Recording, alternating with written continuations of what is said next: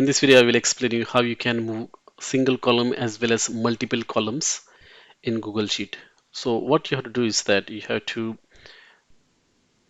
select the column that you want to move.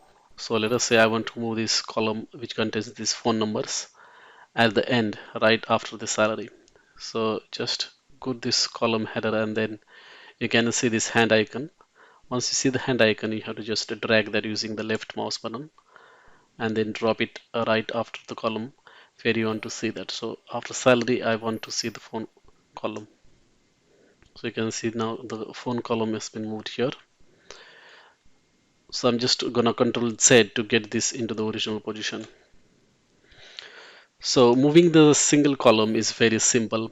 Now let us see how to move the multiple columns. So the one condition that you need to follow is that the columns that you want to move must be contiguous. That means, so if I want to move ID and phone column, this one and this one together, that is not possible because they are not contiguous columns.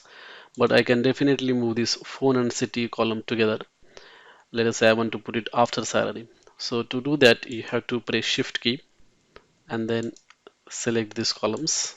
So press the Shift key, and when the Shift key is, don't release the Shift key, and while the Shift key has been pressed, you have to go to the top, and then once you see the hand icon, just drag it wherever you want to move these columns. So once you see that thick line, just release the mouse button and the Shift key as well. So you can see that now phone and city has been moved after this salary column. That's it. Thanks for watching.